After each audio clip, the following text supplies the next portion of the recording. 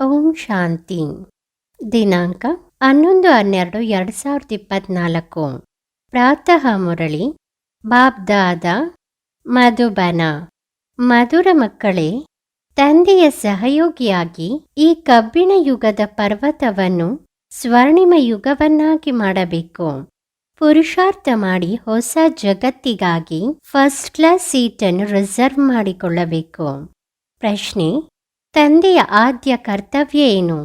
ಯಾವ ಕರ್ತವ್ಯವನ್ನು ಪೂರ್ಣ ಮಾಡುವುದಕ್ಕಾಗಿ ಸಂಗಮದಲ್ಲಿ ತಂದೆ ಬರಬೇಕಾಗುತ್ತದೆ? ಉತ್ತರ: ಕಾಯಿಲೆ ಹಾಗೂ ದುಃಖಿ ಮಕ್ಕಳನ್ನು ಸುಖಿಯನ್ನಾಗಿ ಮಾಡಲು ಮಾಯೆಯ ಬಲೆಯಿಂದ ಹೊರತೆಗೆದು ಅಪಾರ ಸುಖ ನೀಡುವುದು. ಇದು ತಂದೆಯ ಆದ್ಯ ಕರ್ತವ್ಯ ಆಗಿದೆ. ಅದನ್ನು ಸಂಗಮದಲ್ಲಿಯೇ ತಂದೆ ಪೂರ್ಣ ಮಾಡುತ್ತಾರೆ. ಬಾಬಾ ಹೇಳುತ್ತಾರೆ, ನಿಮ್ಮೆಲ್ಲರ ಕಾಯಿಲೆಯನ್ನು ಅಳಿಸಲು, ಎಲ್ಲರ ಮೇಲೆ ಕೃಪೆ ಮಾಡಲು ನಾನು ಬಂದಿದ್ದೇನೆ. ಈಗ ಪುರುಷಾರ್ಥ ಮಾಡಿ 21 ಜನ್ಮಗಳಿಗಾಗಿ ತನ್ನ ಶ್ರೇಷ್ಠ ಅದೃಷ್ಟ ಮಾಡಿಕೊಳ್ಳಿ. ಹಾಡು: ಮುಗ್ಧನಾಥನಿಗಿಂತ ಭಿನ್ನರು ಯಾರೂ ಇಲ್ಲ. ಧಾರಣೆಗಾಗಿ ಮುಖ್ಯ ಸಾರ: ಸ್ವಯಂ ಅನ್ನು ಬ್ರಹ್ಮ ಮುಖವಂಶಾವಳಿ ಎಂದು ತಿಳಿದುಕೊಂಡು ಪರಿಪಕ್ವ ಪವಿತ್ರ ಬ್ರಾಹ್ಮಣ ಆಗಬೇಕು ಎಂದು ತನ್ನ ಈ ಬ್ರಾಹ್ಮಣ ಕುಲಕ್ಕೆ ಕಳಂಕಿತರಾಗಬಾರದು. 2.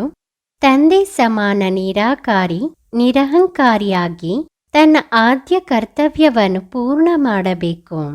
ಆತ್ಮೀಯ ಸೇವೆಯಲ್ಲಿ ತತ್ಪರರಿರಬೇಕು. ವರದಾನ: ಸ್ನೇಹದ ಶಕ್ತಿಯಿಂದ ಮಾಯೆಯ ಶಕ್ತಿಯನ್ನು ಸಮಾಪ್ತಿ ಮಾಡುವಂತಹ ಸಂಪೂರ್ಣ ಜ್ಞಾನಿಯಾಗಿರಿ.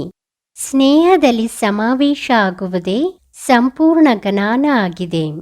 ಸ್ನೇಹ ಬ್ರಾಹ್ಮಣ ಜನ್ಮದ ವರದಾನ ಆಗಿದೆ. ಸಂಗಮ ಯುಗದಲ್ಲಿ ಸ್ನೇಹದ ಸಾಗರ, ಸ್ನೇಹದ ವಜ್ರ ಮುತ್ತುಗಳ ತಟ್ಟೆಯನ್ನು ತುಂಬಿಸಿ ಕೊಡುತ್ತಿದ್ದಾರೆ. ಅಂದ ಮೇಲೆ ಸ್ನೇಹದಲ್ಲಿ ಸಂಪನ್ನರಾಗಿ.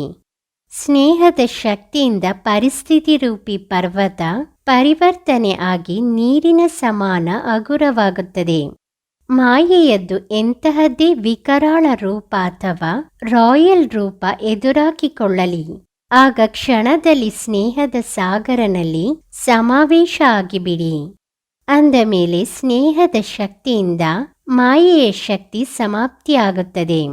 ಸ್ಲೋಗನ್: ತನು, ಮನ, ಧನ, ಮನ, ವಾಣಿ ಹಾಗೂ ಕರ್ಮದಿಂದ ತಂದೆಯ ಕರ್ತವ್ಯದಲ್ಲಿ ಸದಾ ಸಹಯೋಗಿಯೇ ಯೋಗಿ ಆಗಿದ್ದಾರೆ.